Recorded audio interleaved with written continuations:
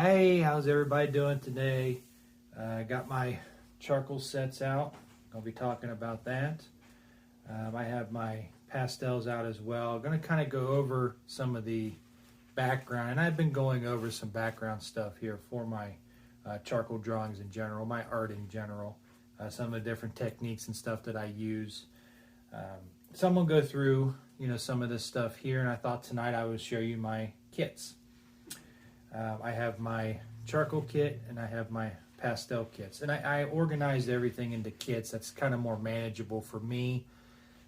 It just depends on each artist, how you work, your process, how you have everything set up. But I like these little kits. They're easier to just grab and go. These are nice and portable. They can go on, I can take them on the go whenever I'm doing art shows and stuff. Nothing too fancy. I can almost set up shop with this sketchbook and this here and be ready to go in an instant if I needed to. Of course, I have some other things that I bring as well, but you get the idea.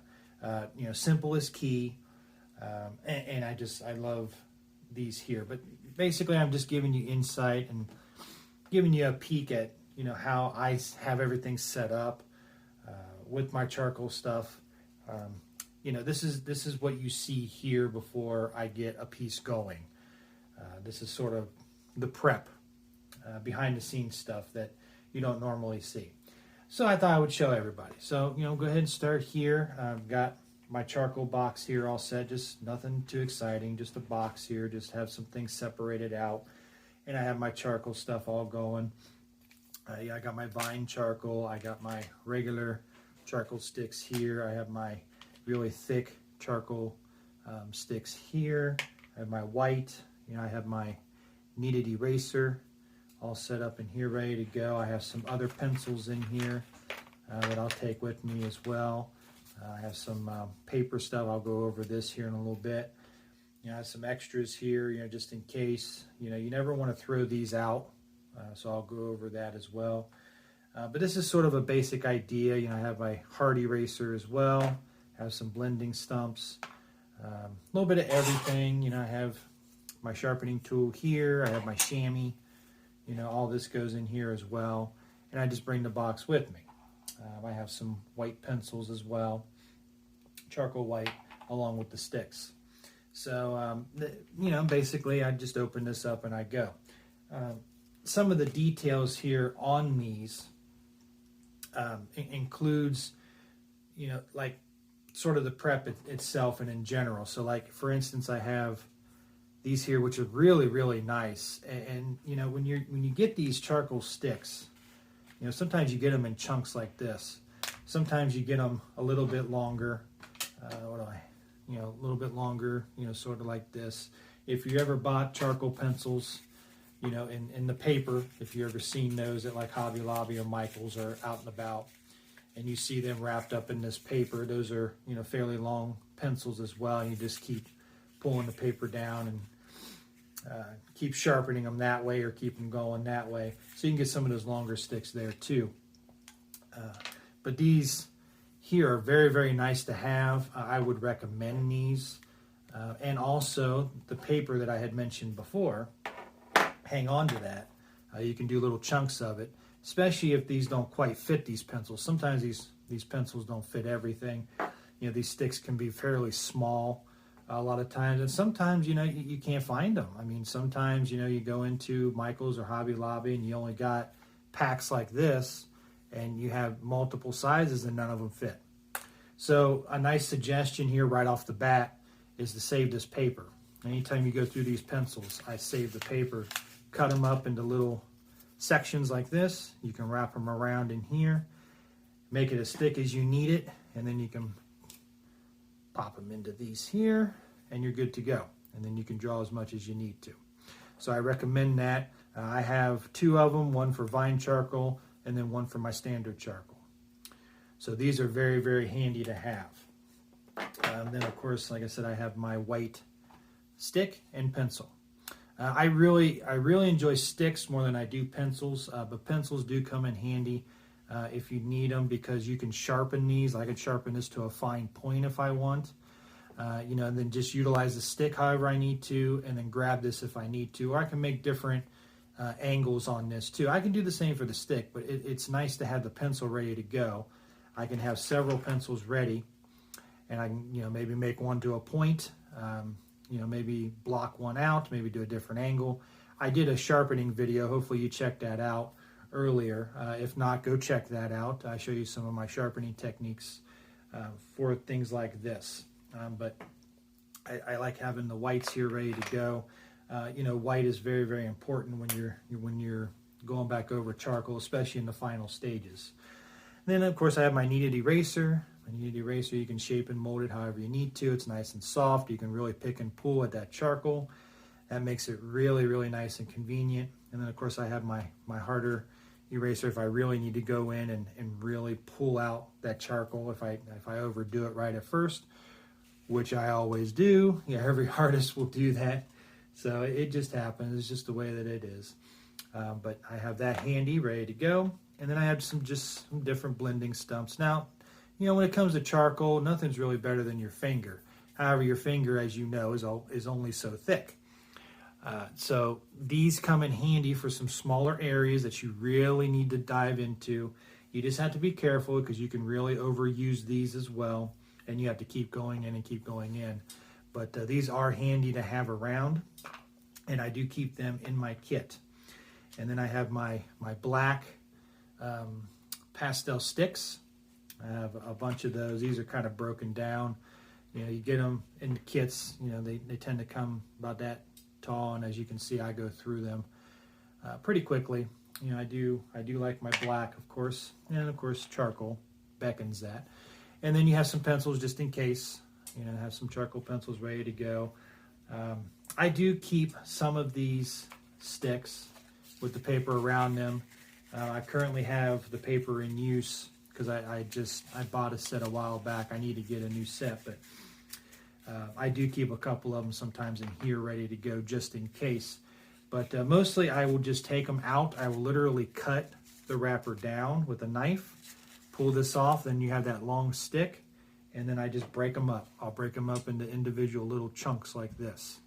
And then I can just toss them here into my adapter, and then I'm ready to go anytime I need to. It makes it nice and portable to put in here. You can do different sizes if you want. Sometimes you don't need the adapters. You just grab the sticks themselves and you just go onto the paper and draw. Just depends on, how you're feeling at the time. Artists tend to change up a little bit here and there. Keeps things fresh. But again, I have those there, and then I have my vine charcoal. And my vine charcoal is it's very finely put together, very finely compressed. It's not as tightly compressed as a typical charcoal stick. It's really, really compressed together. Or like a soft pastel type black that is compressed together, still on the harder level, but it's still soft and you can, still use it. These are very, very soft.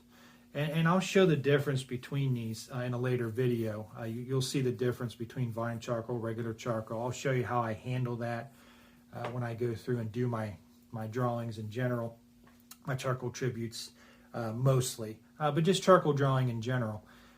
These are very, very light, and you can get them, in different thicknesses too. And then, of course, I have them in, of course, I've used them, but, smaller chunks as well. I use my adapter, pop the paper around it, and then it's ready to go. So this is a, vine charcoal. You can kind of see, how brittle and thin they are. So I keep that around, but this I use the most. This is really, really vital for a dream sketch. It's very, very vital for drawing quick as well. I like to get things down quick. Just get the idea down, get the drawing down, use the reference, use whatever I'm using, get it down on paper, and then I can refine it as I go. But that's very key for me. So I do tend to keep a lot of vine charcoal handy and ready to go. And then, of course, you have, no artist is complete without a towel. So you got to have a towel. Keep your hands all nice and clean as you go because you will get dark. And, it's not so bad to get, dark and dirty in a picture, but you do want to have some control because you don't want your fingerprints all over the place. So that gives you a little insight there into my charcoal kit. Then I just have my pastels, and I have new pastels, and I have soft pastels. So the new pastels are very similar to what I was talking about with the regular charcoal stick. These are going to act like a regular charcoal stick. This is a little tighter compressed when it's made, and it just functions like a regular pencil. It just obviously it's a stick. So these are nice because you can literally treat them like a pencil and come in and you can get into nice tight areas with them. You can sharpen the ends a little easier, and they'll stay a little longer. So these are really nice to have. I like using these as a finishing. If you watch me, and I've explained this in the past, and I'll explain this some more too, again, in future videos, but I like to work in layers. And so these come a little later in the layers, kind of towards the end, but I do work them in, I'd say probably mid on. And I like to work bigger to smaller. And so these really, really help out with that. So the bigger part is going to be the soft pastels. And so I have the soft pastels here. And these are just a little bit bigger. They're not as tightly compressed. They flow much better. You can cover a lot more areas. So again, working bigger to smaller. I always start with these. Definitely have used them, as you can see. But I always start with these, cover all the areas, get everything down, and then you can come over top with these here. So that gives you sort of an insight into my different kits. Now, typically what I will do, I have a hodgepodge here of different colors, but what I have done and what I will do in the future is I have different boxes here for different, like I have my blues in here, browns in here, different hodgepodge of colors here because I've been using them. So, as an artist, a little unorganized, but hey, it's just the way it goes. And I do the same with these too. And so then I keep them all together. And, I can pull them out anytime I need to do it. I have one for grays as well, one for all blacks and whites. So they're very handy. It's nice to just pull them out and go. I definitely recommend working in kits. And of course you have your in between the layers too, which I'll go over in later videos, but you also have your matte finish or workable fixative as well. I've used both of those in between layers. And so you kind of get the idea too of organization. So when I'm organizing these pictures, I like to start black and white dream sketch. So I tend to start with these. Then once I get to a certain point, then I start moving on into color. And as I move on into color and I start laying down all my broad color, then I come back in and I start refining. And then once I start refining, then I can come back in with this. So it as an organizational standpoint with this, it really helps you flow through a piece. I know there's a lot of artists that have a hard time sometimes ending their piece. They don't know, how do you know when you're done? How do you know when a piece is finished? I mean, is it a feeling? Is it, what constitutes that? Is it where you get to a certain point where you just feel like, oh, it's done, or you get to a certain point technically and you're like, oh, well, I think that's as far as I can push it. Sometimes, our canvases that we choose and pick, sometimes those only lend so many layers, and then you can't work it anymore. So there are some of those exceptions there, but the point is, and for me, is this helps me go through a piece, and it helps me to realize when I should come to an end. So I know that I'm going to start with this. I'm going to lay it down because I work in layers. I'm going to lay it down. I'm going to do my ghost sketch, my dream sketch first, and get my composition ready to go, my lights and darks, start picking and pulling some shadows to get that down quick. Then you come in with the next layer, which is color over top, if you go the color route. If not, I can stay black and white. But I can come back over top here with the broader color and just lay down my palette over top of what I want. And, spray it down. I'm spraying in between each layer too. And then I come back over top, refine it some more, get some details in there, really figure out how far I want to take the detail, because you can do abstract with this as well too. You can go really abstract with it. You can go super realistic if you want. It really is up to you as an artist. And then I can come back and refine with some of my charcoal sticks over top, and then my whites, my blacks and my whites as sort of a finishing. And then whatever else I decide at the end. But when you have yourself organized that way, that kind of gives you a little bit of a plan, that gives you a script, if you will. And this way you kind of know, okay, I'm almost done with this piece. So is it the way that I like it? If it's not the way you like it, you may scrap it. I know I've scrapped pieces in the past. If it is something that, oh wow, this is great, I love the way this is looking, maybe I'll do this, maybe I'll do that. For me, it helps, because I know that starting off doing this stuff, I had a hard time finishing a piece. I had a hard time knowing when is a piece done, because I would always want to keep going in and working and trying to do more and more to the piece, bring out more and more. And it's hard sometimes, because you don't necessarily see it. Sometimes you have to walk away from a piece and come back. But I think these kits are a nice step in the right direction to really help you stay organized with the piece, flow through a piece, and you have a specific beginning, middle, and end. And I think that really helps with organization in relation to convenience as well. I mean, convenience, of course, if you can just pull out one of these kits and go, I mean, that's just great. But yeah, I think organizational wise and getting through a piece as well, this really helps an artist step by step. And I think the step by step is very vital. At least it is for my process.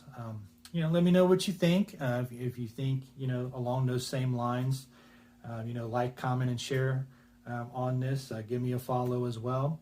I'm going to be doing more videos with charcoal and with pastels. I'm going to show you some of my techniques. I'm going to show you how each individual one works, what I do, how I set it up, the dream sketch in general. I'll walk you through the layers as well. If you've watched my full drawings in the past, you kind of seen how I built up the layers, but I'll go in more depth as time goes on. So hopefully you've enjoyed this. Hopefully this helps. Maybe you'll create your own kits, and you'll be ready to go and create as much art as you can create. So again, hopefully this helps, and we'll see you down the road.